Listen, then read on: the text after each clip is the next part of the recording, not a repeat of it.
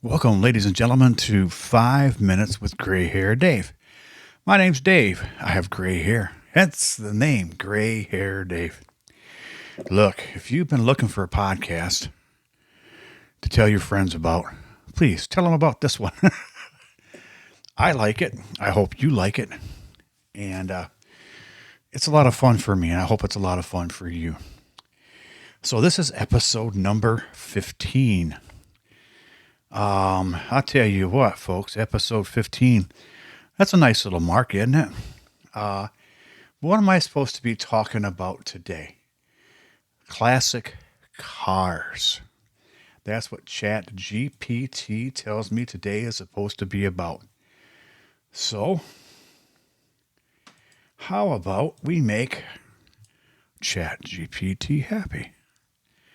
So this friend of mine, this best friend of mine, Lisa, when I met her, when I moved down here, she has a 1963 Ford Thunderbird. 2-door, steering wheel moves to the side to get out, so it's easier to get in and out. It's got a custom black cherry paint job with ghosted flames. They're like a blue ghosting. Oh, it's a sharp car. It's got side pipes. It's got a big 390 police interceptor in it. Gorgeous car and a gorgeous, gorgeous woman. We became friends and then became a couple and then became best friends. We broke up, stayed living together because we were kind of in business together and we were best friends. We were having a great time.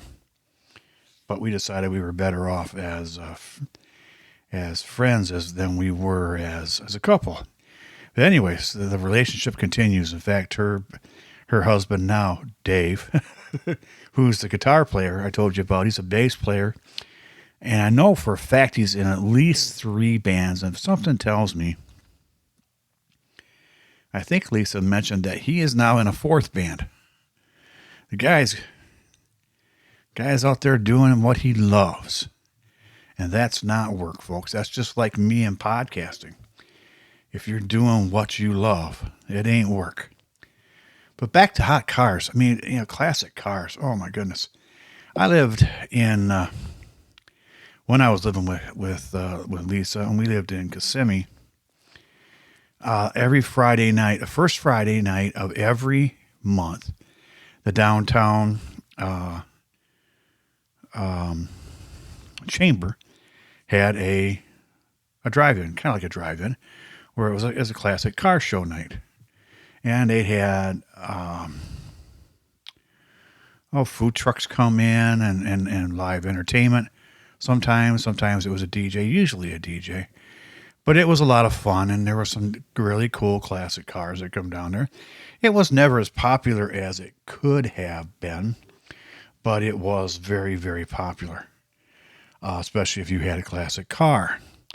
Speaking of classic cars, Kissimmee has one of the largest classic car auctions with Mecum every year in Kissimmee out at the fairgrounds.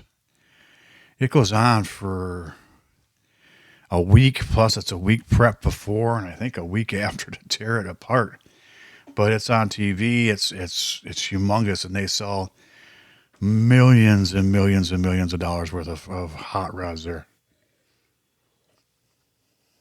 Now me, if I was going to go out and get a classic car right now, I'd probably go for, I don't know, if I could afford a 63 Vet, I'd buy a 63 Vet.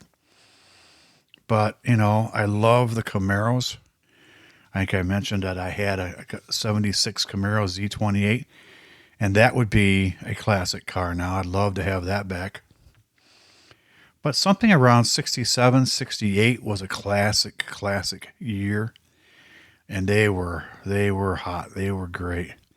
Plus, if you go back to Mopar, theirs was the Cuda, the Barracuda.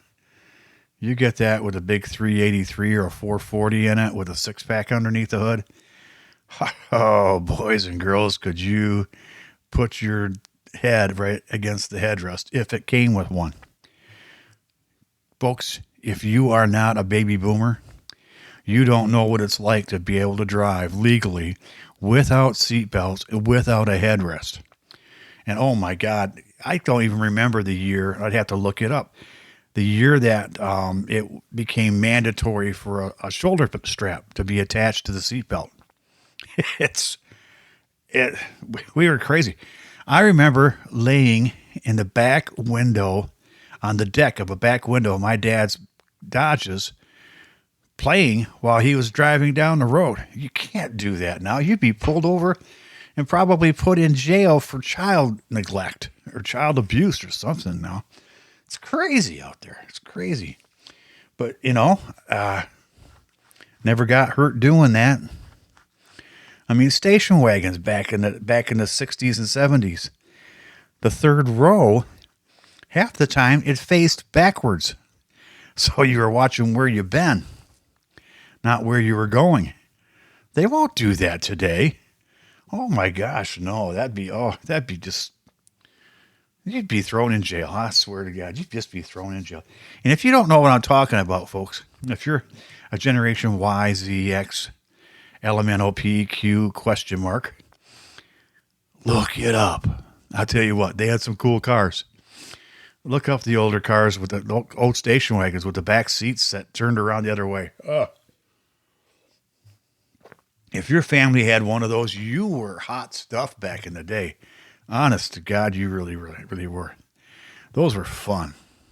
Then the smaller cars started coming out because in 1976, of course, we started having the oil crisis, where there were lines to go around that went run around the block to get gas.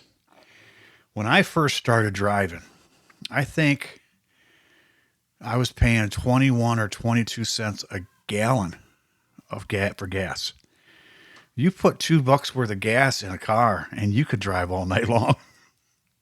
You think about it, that's 10 gallons, really almost 10 gallons. And now I haven't seen it under $1 in, oh my God, I can't remember the last time it was under $1. I'm going to look it up. But you should look it up too, because I think that'd be fun to, I think that would be fun to know. But anyways, back to hot rods. Yeah, I think a 68 Camaro would be it. The Pontiac Firebird wasn't the same as a 68 Camaro. Same basic car. But that Camaro had the grill and the rear, the tail lights that just made it the car. And don't get me wrong, folks, if you're a Ford person, I love the Mustang. I really do. I've driven a couple of them. They are just, to me, they're a little too small, a little too short for me.